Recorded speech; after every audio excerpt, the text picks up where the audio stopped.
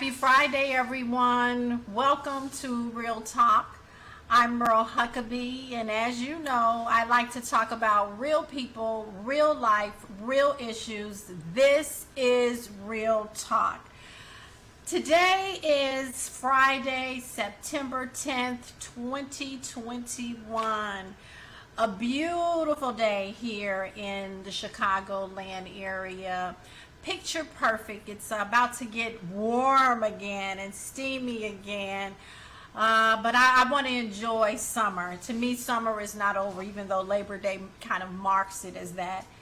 I don't know about you, but I'm glad to be here, glad to be alive, glad to be clothed in my right mind. I mean, if we have all these things, a roof over our head, food to eat, we are definitely blessed in the midst of everything going on. I want to, today, as I said, was September 10th. I just want to take a moment. I don't usually do this, but I only have one grandbaby. And today is my grandson, Layton Logan. I call him Layton and Bear for short. As he's finally called. It's his first birthday today, so happy birthday to Layton. We're going to be celebrating a little bit later. As you know, a lot going on as always in the news, but we're coming up to the 20th anniversary tomorrow of 9/11, and you know, that really changed the trajectory of how we travel. And you know, it was a day I remember. It was, even though it was 20 years ago, it was almost like yesterday. I don't know where you were when 9/11 happened, but I remember we were getting ready to go to work, which we had a restaurant in the Pullman area at that time.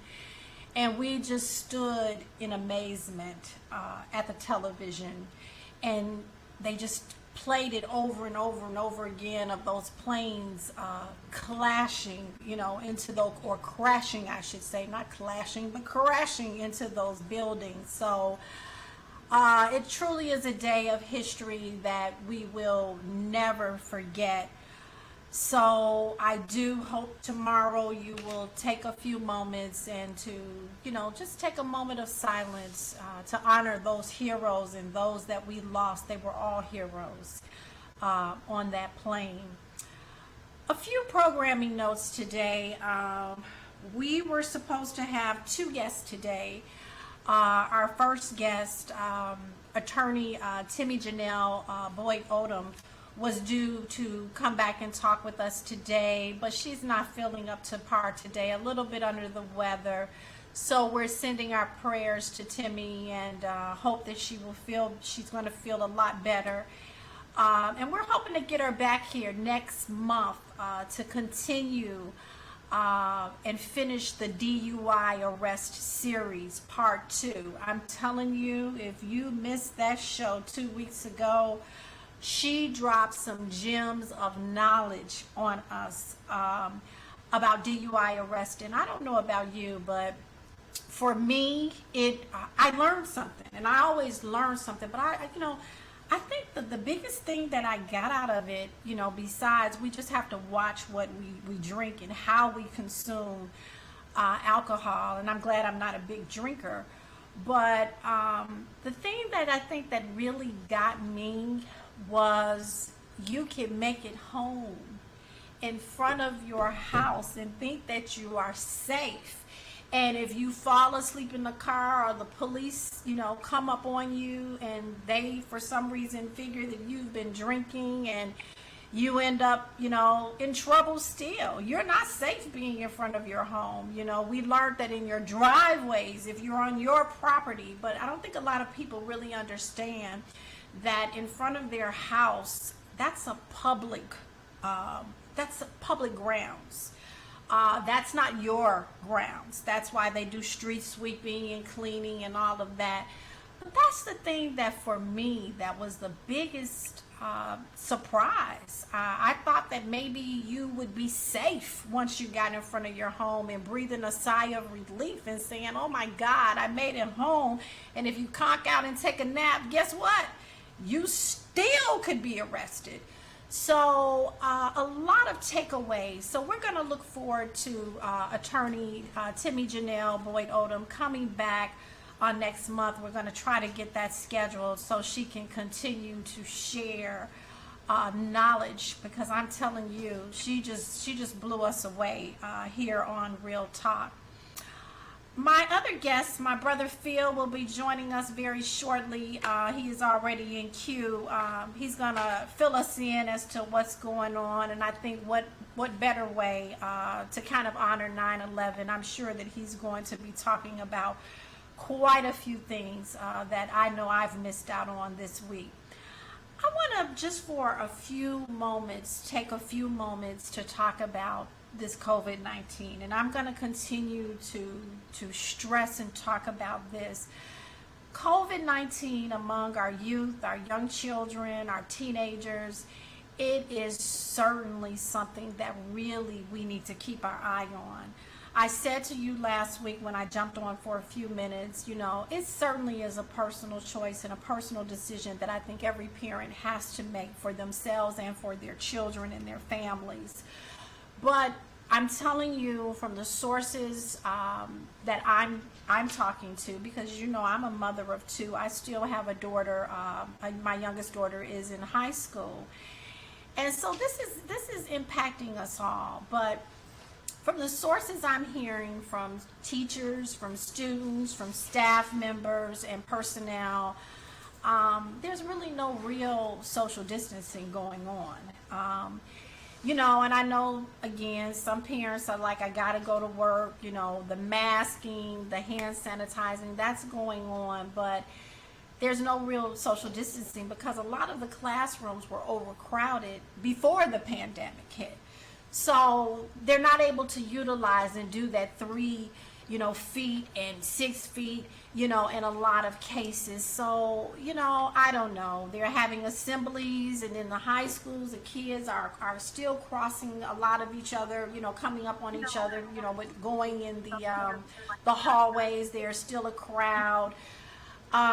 It's just a lot that we need as parents to be focused on. The numbers are steadily going up with our young people. And as well as I'm telling you, the theory in some of these schools is being used. And when you have a teenager or a child asking you, what is the point in having a doctorate or all these master degrees? And when that was said to me, I was like, what do you mean? And the theory is, and what they're doing, I don't know if it's a strategy, but the way a lot of these schools right now are working things out, we know that Labor Day, a lot of people traveled. We know a lot of families went out of town, was among family. But there have been a lot of COVID outbreaks, especially in the CPS schools and other schools. And the way that some of this is being handled is if you went out of town, and you were exposed to someone who had COVID and you were unvaccinated, they're calling the kids down, and what they're doing is they're sending the kids home that are not vaccinated and telling the kids that are vaccinated that they can just go on and go back to class. I'm not a doctor, I'm not an expert, but it sounds to me like the strategy now is, if you are vaccinated, that means that you are safe. Again, I'm not a doctor, I don't know, but I just kind of think that this is like a ticking time bomb, because you also know there are people who have been vaccinated that do get COVID. So the vaccinations don't keep you necessarily from getting COVID. So I don't know what the right approach is, but I'm just telling you, as a parent, as a person, as a human being, as an individual, as an adult, as a mother, it's bothering me. I don't know, again, about how you're feeling about it, but it is definitely something of concern. So that's all I'm going to say about that. I'm glad that, a lot of people are, happy about the kids being back in school. Certainly learning needs to continue. We all need to continue, The world is reopening again, you know, but I just want us to continue to be prayerful about definitely all that is going on. I want to go ahead and bring my brother Phil that we've been missing. I missed him last episode 2 weeks ago. We didn't have a chance to get him, so I'm glad that Phil Bynum, my brother, is joining us. Phil, are you there? Absolutely. How you doing? I'm good. How about you? Oh, I'm blessed. I'm blessed. What's the weather like in El Mirage? 104 degrees outside. Woo! 76 inside. Oh, so you told us the inside. Okay. All right. So that means no riding for you. Is that correct? Okay. No triple digit rides for you, right? No. That's just the rule. I missed you. I miss seeing that beret, one of my favorite hats. I'm telling you, I'm looking for one. I know you don't believe that, but I'm looking for one so I can come on the show and be like you. So what's going on? I know I was taking a look at your page, and I'm also going to share your last episode. You know, you were really taking us to an education on the Statue of Liberty. I was looking at that. I learned some things, and again, I don't know everything, don't profess to know everything, but I was really, really happy to see, but also it was, like I said, it was a true education to take a look. You were educating people about the Statue of Liberty and the writing and, you know, the messaging that's on there. Talk to us. Tell us what's going on. What was you talking about? I know you were saying, you know, the Republicans was trying to change that wording, but I wonder if a lot of people are even aware that there's even a message of writing on the Statue of Liberty. I'm one of those that didn't pay attention a lot in history class. I have to be honest with you. So many people don't. Many people don't know about the history of the Statue of Liberty, how it came to be. You know, the words, the prophetic words, written in a poem in the poem, the words that are on the script of the Statue of Liberty come out of a poem called The Colossus. It's written by a reporter for, I think, one of the New York newspaper back at turn of the 20th century. Was that Emma Lazarus? Yes. Is the one from the Yes. It's an 1883 sonnet, I think. Right. Yeah. And basically, was it give us your tired, your poor, paraphrasing, as I did in my video. Give us your tired, your poor, your Yearning to breathe. brethren struggling to be free. Yeah, yearning to breathe. Yearning to be free. Yeah. Those words ushered in a lot of people from quote unquote the old world. Didn't usher us in, unfortunately. But it exemplified what America was created to be. We are a nation of immigrants by hook or crook. And to see what's going on now in the public eye of, you know, now that the quote unquote right wing, or that certain percentage of the right wing is getting louder voices, it's almost sacrilegious, as it were. You know, I was mentioning that in 2019, some Republicans that wanted to add on the words, if you have 2 good feet, or able-bodied and 2 good feet to come in the United States. You know, I think that would probably tee off Stephen Hawkins, the smartest man in the world, that he's paralyzed from, you know, full body. Right. And it just exemplifies what they've become. you know, where we were in the thought patterns of when this nation not only was created, bled for, fought for, it just threw in the face of history and in the face of those who sacrificed so much. You know, and even now you have people wanting to take this idea of democracy and put it in a box. So you can't, you know, when it comes down to freedom, it's either free or it's not. Right. There's no middle ground. Okay, free if you are of a certain color, skin color, or free if you believe in one thing and not the other. Mm-hmm. That's true. You know, a lot of people get it twisted. See, this nation was founded upon separation of church and state. Right. And some of the laws that we see being enacted about voting, as I mentioned, women's right to say what's. Why is that? In Shouldn't even be up for 1973, debate. look, in 1973, when they had the case of Roe versus Wade, I was going on 8 years old. Mm-hmm. And I was wondering about it then. Mm-hmm. How is somebody going to tell me what to do with my body? Right. Right. You know, that has a lot of controversy that has come because of this.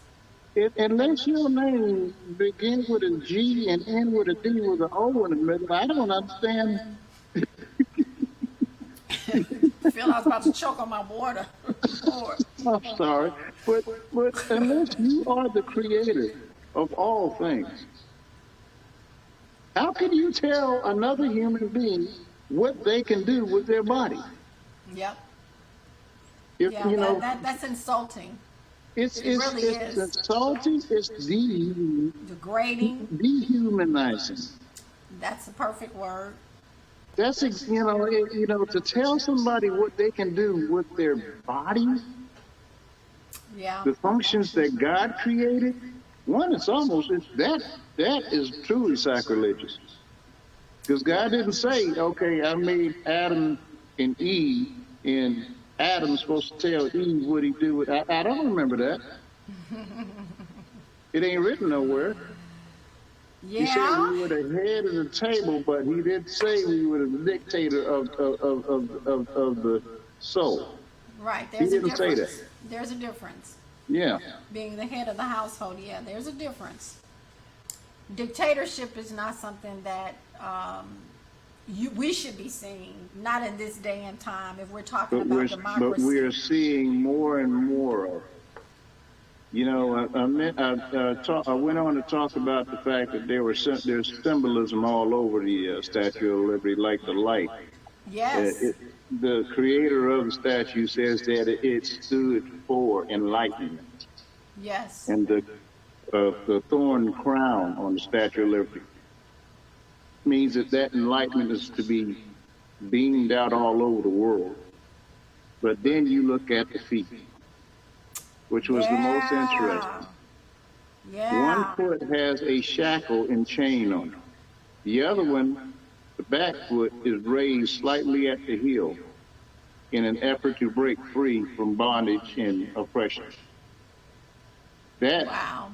You know, the creator of the Statue of Liberty joined in France a society or agency, a group that was against slavery. The slavery had been outlawed in France way before. Mm-hmm. Way before. Heck, even, you know, a lot of people not knowing their history don't even understand that Britain freed their slaves during the revolutions in hopes of recruiting enslaved people into colonies to fight against the revolutionaries. That's right. You know, and they knew that you can't have somebody in bondage thinking that they're going to be with you. Yeah. I mean, how many slave revolutions have we? Everybody knows about Nat Turner, but who knows about the slave ship off the coast of Louisiana that people were on their way to being enslaved, and they overtook that ship to get themselves free. You know, or the people in South Carolina who, upon arrival in America, chained by the neck in a line, walked themselves into the Atlantic Ocean to drown themselves, other to, you know, as opposed to being enslaved. They'd rather drown or die than to be enslaved. And that's what, you know, it's that theology of why people feel that they should lord over one another. That feeling in today's society is rearing its ugly head again, and I just don't get it. You know, Well, one it's just like the former mayor of Atlanta said back in the 80s. He made a statement. He said that the black man in America will not be nonviolent again. Yeah, and I also think too, though, Phil, that the past administration and the past leadership of the nation kind of breeded and brought out what was underlining there, and even made people become bolder in their stance. Oh yeah, oh yeah. So, you know, I think that too, as you said, it's not, you didn't rename them. It's not the right wing, but it's the, what'd you say? It's the Trump wing. The Trump wing, ring, whatever. I prefer not to say his name, but I understand. you know, I like that. I mean, but you actually have a lot of people who are still following. You know, still believing. You know, I mean, a lot of people follow Jim Jones to their death.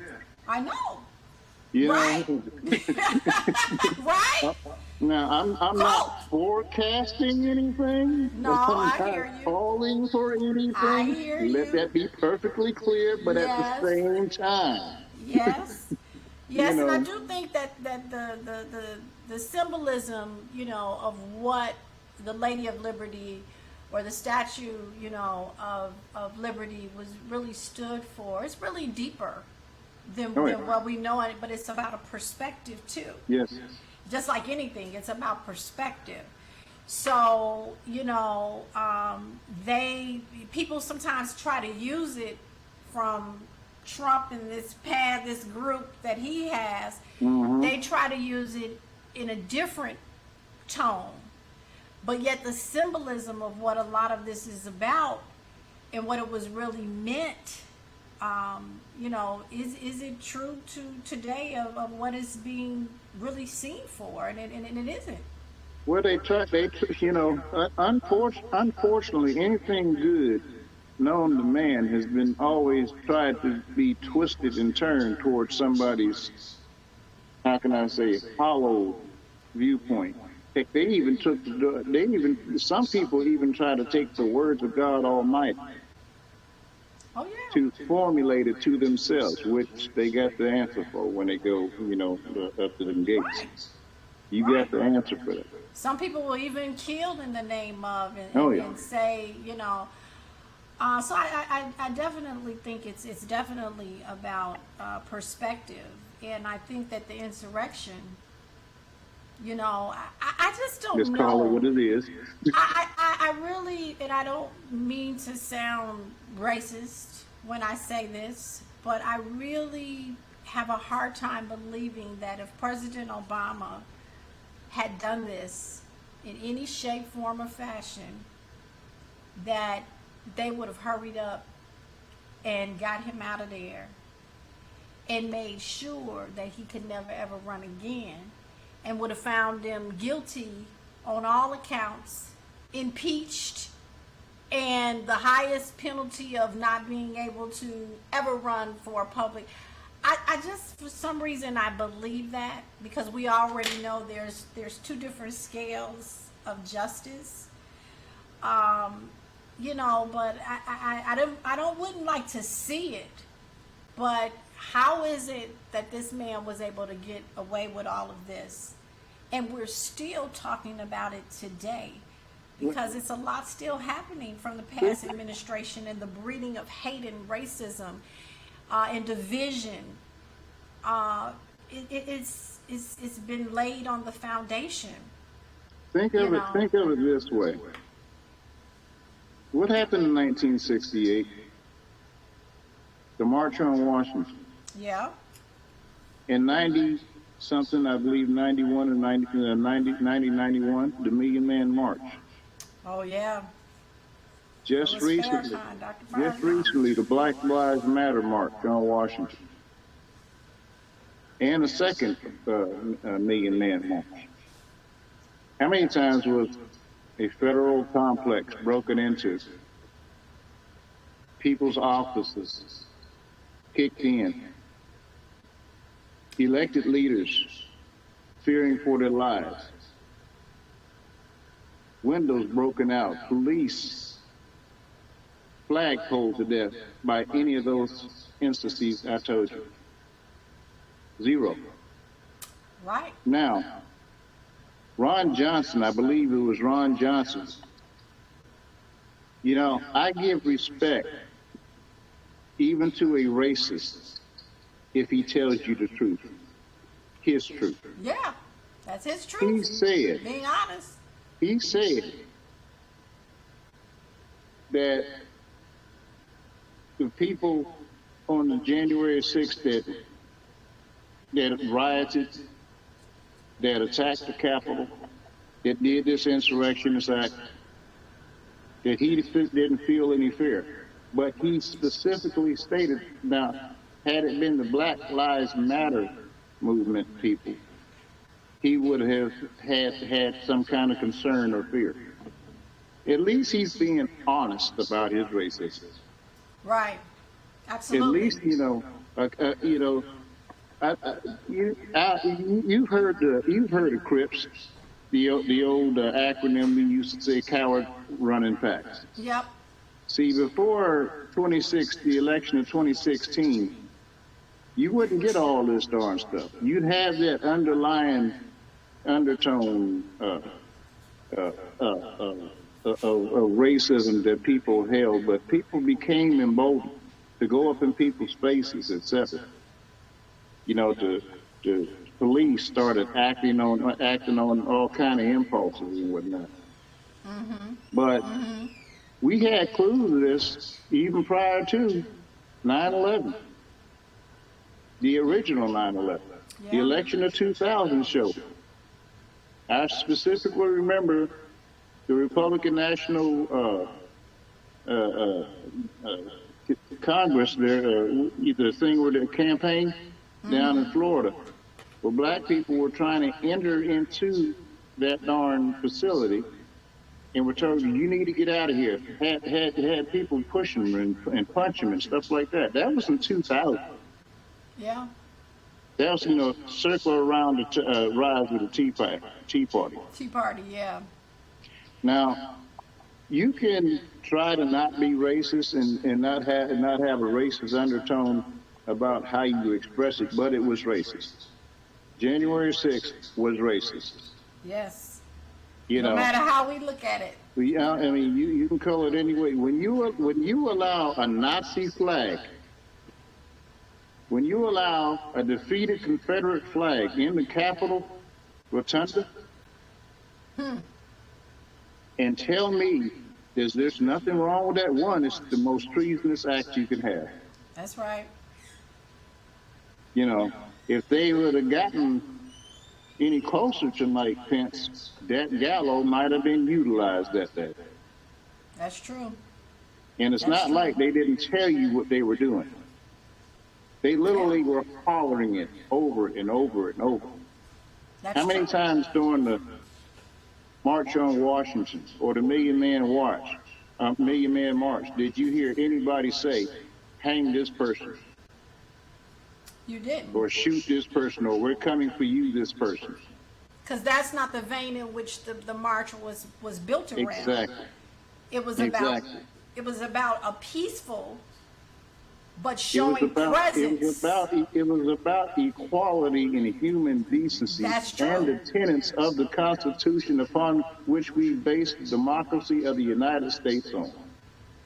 True. Bottom However, line, the tone of it was peaceful. yes, They went yeah, in to unify, but in peace. exactly. And there was none of that on No January 6th. violence. Yeah. You know, I was glad to see the guy from here in Arizona with the bull horns and the paint on his face. Yeah, he got 4 years. Yeah. Let me see if he get that vegetarian diet now. We can see Yeah. it. But Yeah. I wanted to not go on without piggybacking on the COVID issue you bring up. Bottom line, governors, mayors, whoever and all, shut up.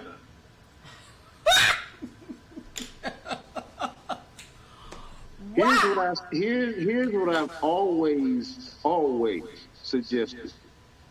Every president that I've known prior to 2016, if there was an area that they did not understand, they appointed a committee of professionals in that area to lead the charge. When you get Donald, JP, whatever, because if you watch my broadcast, you know what the P stands for me. When he say he had the cure and he could solve these things, and nobody said, what kind of PhD, what kind of doctorate degree do you have?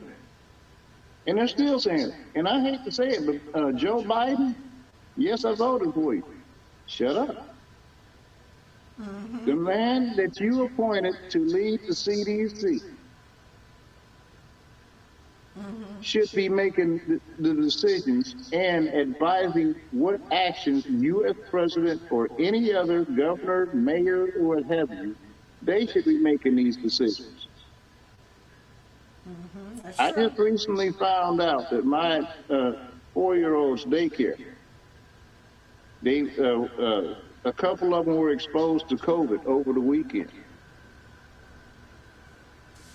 Fortunately, he's not in the class that was, exposed to that. Right. But as a parent, How do you it feel? scares me. It frightens me beyond my core. I'd rather have it. What you're not hearing in the news is that Cuba, that little pole nation down the street around the corner from Florida, they got their own vaccine. And guess what they doing? They vaccinating kids 2 and up. But the United States has this pompeity that theirs is the only cure. You heard all that darn stuff about the Russian vaccine, right? Right. But you ain't heard nobody die from it, have you? No. Because it's successful. The United States don't have a monopoly on curing this thing. As a matter of fact, the way we acting as a nation, supposed to be one of the most civilized nations on the planet, we should be ashamed of ourselves. The entirety of Europe said, y'all can't come here if you're not vaccinated. We got Europe telling us, dictating us how we can travel. Yeah. And that doesn't hurt the soul of the average American, the patriot American. Right. Same ones that saying, you know what, these vaccines ain't these vaccines, I've seen oh God, I'm so sick and tired. I hate to sound callous about it, but the stories that keep coming out, oh, I wish I would have took this vaccine. I'm on my deathbed. It's too late for me. A son lost his brother and his father because they decided they didn't want to take take the vaccine. Something simple. See, people got all into this darn, what do they call it, the deep state crap. They got all into this darn conspiracy theorist bull crap that nobody can base any of it on fact. You know. And yet you got a lot of people who believe it. What was your guest's name? Karen, you're talking Karen. about Karen? See, at least she had something that was really concernable. Data backed up by facts of what has happened. And I get it. But if you're coming at me talking about, you know, the light bulb comes on the shoulder and the magnet sticks to you, and you're going to take some darn animal stuff to beat the cover like Jeff Rogan. Jeff Rogan, one of the highest anti-vax proponents on social media, he got COVID. He going to take this animal stuff to beat it. I predict that you will see his obituary within a month. I don't hope it. I don't pray for it. I hope not another soul dies from it. A month, huh? Yeah, I'm being nice and conservative. I'm being nice and conservative. 30 days. I'm like the government. I get everything 30 days. All right. All right. But you know, seriously, it's a tough thing because, you know, as a parent, this is it frightens us as parents and our children. You know, I don't know what the right answer is. I'm not sure that there's one answer that's a solution to it all. But I just think that sometimes when I look at all of this, I think that we're taking this day by day. And I think that it's an experiment. You know, and you knew this from the beginning in the sense, and when I'm saying an experiment, I think as we are going along and we're finding out science, new data, new information. Remember at first they were telling people in the beginning of all of this that they didn't think that they needed the mask. Then they came back and then they changed that, you know. I mean, things have been on and off, and I don't think they really know. And this is why I say we've got to really pay attention to what's going on and be prayerful about it. Because, you know, even back in biblical days, they had plagues. Mm-hmm. They had plagues. Mm-hmm. And if you talk about the Last Supper, remember they marked the top of the houses, over the top of the houses in blood, and it was to pass over those houses. Yeah. You know, that's what this all reminded me when it all started. You know, that is the first thing I thought about. And then the second thing I thought about was Moses when he opened up, was it the Red Sea? Mm-hmm. And how it was only for a period of time, and then people got caught up. They didn't. Not everybody made it through that. Yeah. And so I just think that there is wisdom, and I just think that I don't care how many degrees you have. I just think that we need to operate and use our common sense about this and be wise about. I'm not saying we got to be scared to live, but you actually have people that are still walking around here without masks. And even though I'm vaccinated, I am still putting on my mask. Because and I've asked my daughter when she's in school, are you putting, because this is important. I think it is part of the protections that will help us in moving forward. However, if, you know, we probably are going to learn some other things as we move through. There are the variants, this Delta variant. There are different things that are coming about. We are running into some uncharted waters. It's uncharted. Yeah. Again, I'm not an expert. I'm not a doctor. We are still in the infancy stage of discovering what this virus truly is. Yeah, I agree. You know. But then some people would say we've been in this, it's been over a year. It's been over almost 18 months. You know, but I don't think we totally still know everything that we're dealing with. I told somebody this the other day. Go to the Grand Canyon. Think of that all of that used to be flat level land. How long do you think God took to create that miracle? Think of something new to human life, like a virus, in the same regard. Because once you understand it, drop by drop, the Grand Canyon was formed over billions of years prior to it being the seventh wonder of the world. That's what we're facing. People don't have the patience to understand that, hey, this is just a drop in time. This thing, if left unchecked, has the propensity, literally, like I said before, to become an extinction level event, even vaccine or unvaccinated, if you think about it. Right. You know, it's a virus. The original coronavirus that came out, the vaccines that we have, well, they work against it.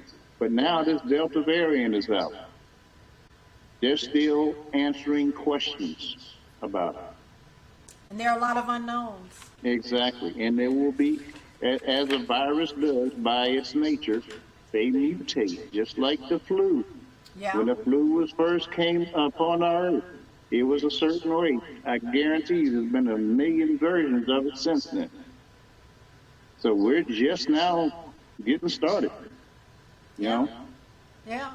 But I just think that most of all, again, we have to use wisdom. You have to exercise wisdom and common sense. Nobody should have to tell you. I mean, we know that people are suing over the mask mandate. We also see what some of the courts are saying and what, you know, the decisions that they're rendering down. But, you know, it's like the Jim Jones thing. Like you said, all of those people that followed and ended up dead.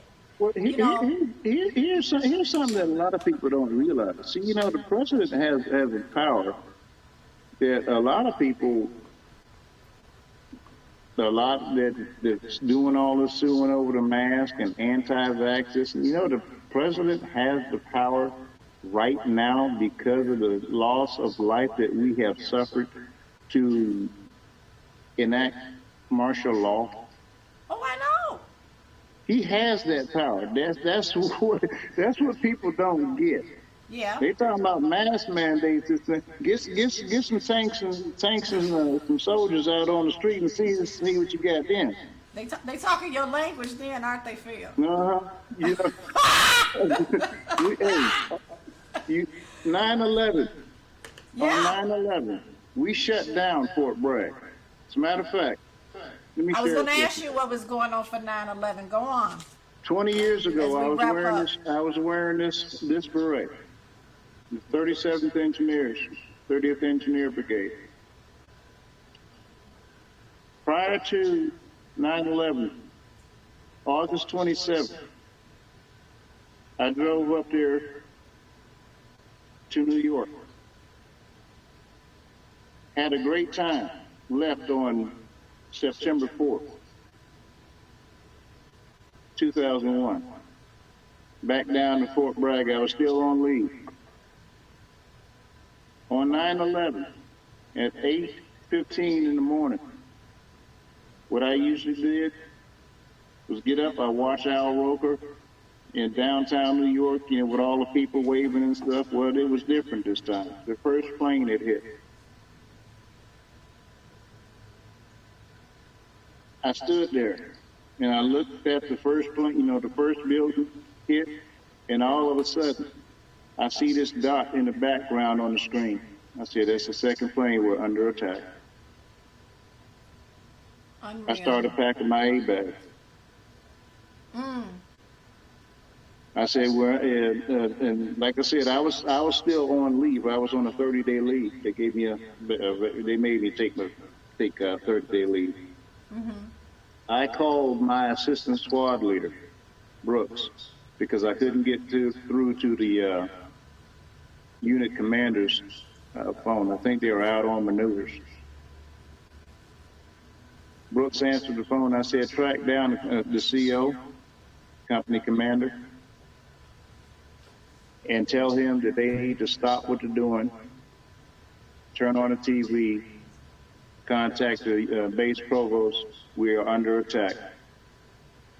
Call me back, see if they need me to come off leave and report.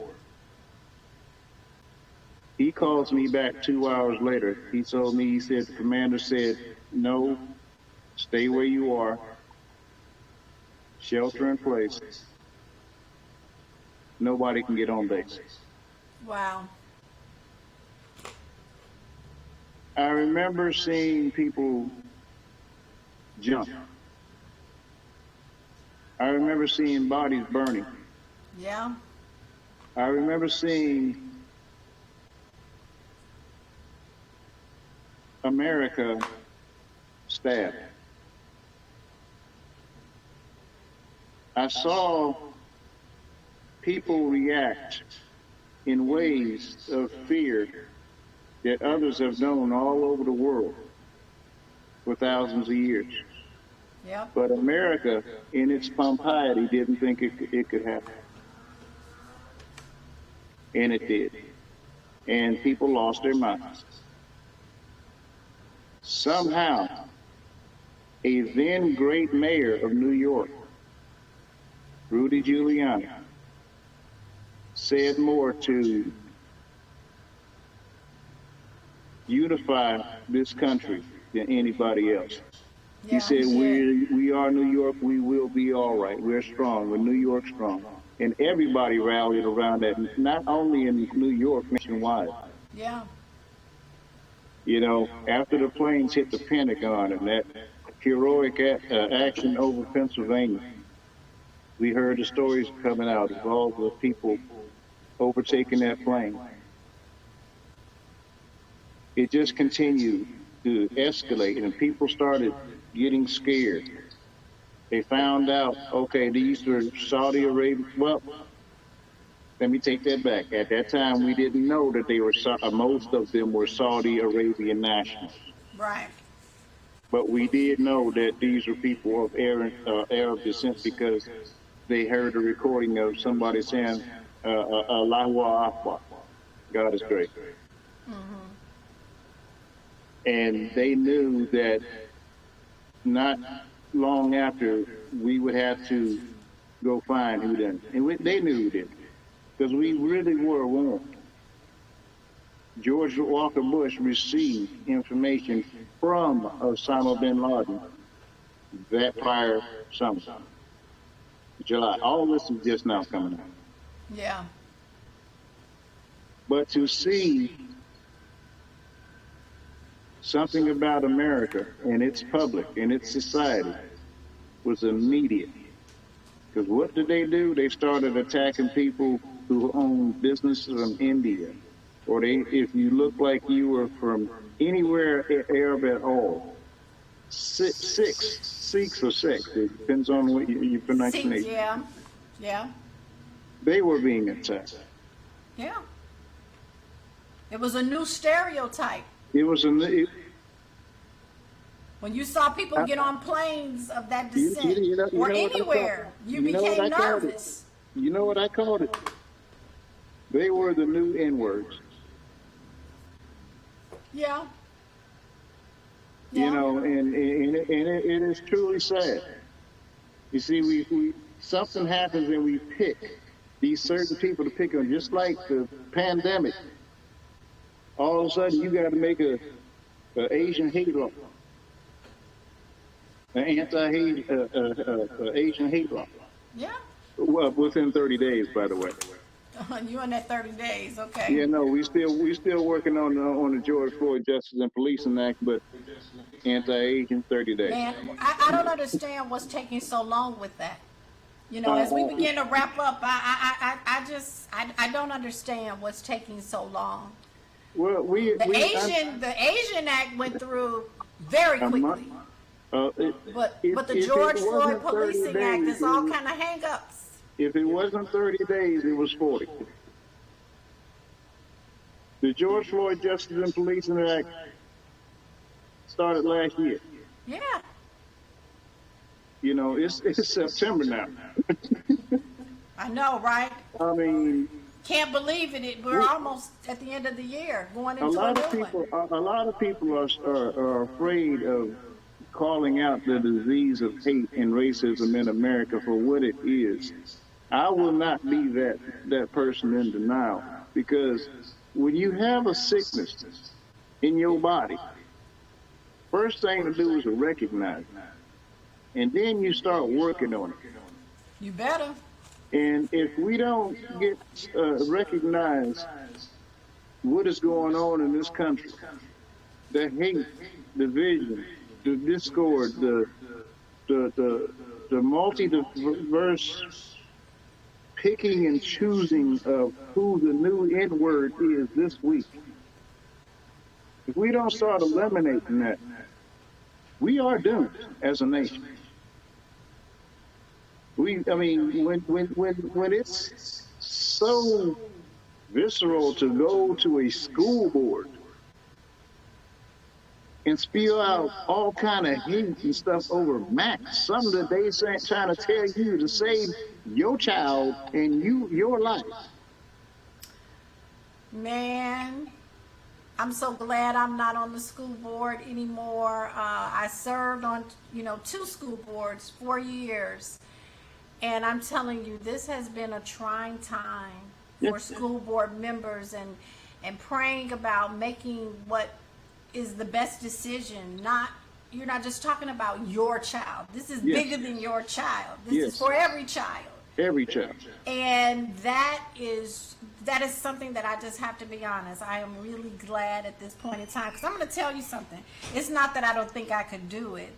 I just know that I would be in combat, and you might see me on the news, because I know I you would see me on the news. Yes, definitely, and it wouldn't be for good. It would be for what I'm fighting for would be good. But this is a very tough time for school board members, and I mean, I've sat in on issues that it would take me a whole show to tell you about.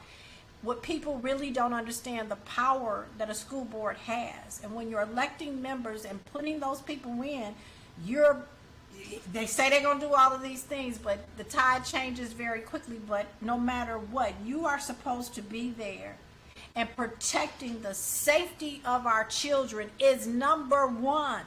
Exactly. That's the number one priority. Then we talk about education, because if they're not safe and not able to be there, there will be no education.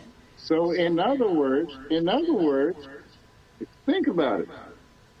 The school board is a microcosm of Congress. Oh, yeah. Our government, our leaders are supposed to, quote unquote, promote the general welfare of the United States. Yep, and they're the general welfare of children. Yes, and if they're not as leaders, if they're not doing that, then they should be impeached for losing the public trust and performing the duties for which they take that sacred oath. When I put the day I put on the uniform, they told me to swear to uphold the tenets of the Constitution and to defend it from enemies, both foreign and domestic. And if at any time they found me, when I wore that uniform, not doing that, if I saw somebody holding up a rebel flag in front of me, it was my job to defend this country. If I saw somebody holding up a Nazi flag, it was my job to defend this country. If the leaders of this country are not doing that, one, they are worse than Benedict Arnold, because it's a traitorous act. Yes, it is. You know, it is. Yeah, we could go we could go on We to, go to a deep, my multitude. brother, with this. We didn't talk about it all today. Almost. We didn't, Oh, there's And more. I know, but we gotta go. I gotta Mhm. go, Phil. I gotta Yeah, go. I yeah, gotta go. yeah. This is not all. This is not through my phone. People don't realize that there is a camera here. There's Oh, a yeah. microphone, and my technical producer does a great job in helping to get this show out. But I want to thank you for coming on today. I mean, you and I could talk for hours. Oh, yeah. You are Oh, yeah. such a wealth of information. I tell people, you keep your ear to the ground, and I love when you're riding out there in El Mirage and talking to people and writing to the truth on issues. And viewers, if you want to see more on Phil Bynum, I am going to post his videos. Some of his videos I can't post, but I'm telling you, if you go to Facebook and you go to Phil Bynum's site, you will just be, I feel, a real treat, but in awe. The things that he talks about. He's got a potty mouth though sometimes, but that's okay, because I'm gonna tell you that he's speaking his truth, and I love it. I love it. I can't put it all on here sometimes, because of the potty mouth. But If viewers, it was check. good for Petey Green, Oh, and yes, and that's what I'm about to say. Phil, as we get ready to close the show out, I can't let you go without saying how you close your show out. Close us out. okay, y'all know me. I'll tell it to the hot, I'll tell it to the cold. I'll tell it to the young, and I'll tell it to the old. Don't want no laughing, no crying, and most of all, no signifying. Those words by the late, great Petey Green. God's love to you all. Thank you, my brother. Thank you so much for joining us. And we will see you. We're going back. We're going to be shooting every other week now. We're not going to be doing it every week. I need to catch a break somewhere. So we will be back here on the 24th of September shooting our new show. I look forward to seeing you then. And thanks again for joining us, my brother. You can catch Phil Bynum again on Facebook. He does his broadcasts. Look for Phillip Bynum. I call him Phil because that's my brother, and he fills us in. We also, if you want to look and catch up on past episodes of Real Talk, we have our own YouTube channel at Real Talk with Merle. You can catch all our past episodes. We are also converting over to another Facebook page called Real Talk with Merle. So I want you guys, I thank you all so much for joining us. Please like, share, and comment. I'm beginning to be able to see the comments that are coming in, and if I don't address them, and if you have questions, certainly I can address them on the next broadcast. But thank you so much again for joining us. Again, like, share, and comment. You can see our past episodes on YouTube, our Real Talk with Merle channel. And if, we sometimes get the episodes loaded a little later, but most of them are already there. Thank you to Anthony Greer, my technical producer. I want you guys to be safe, continue to mask up, and let's practice social distancing. Stay safe and enjoy this hot and steamy weekend. Have a great weekend, and thanks for joining Real Talk. Bye-bye.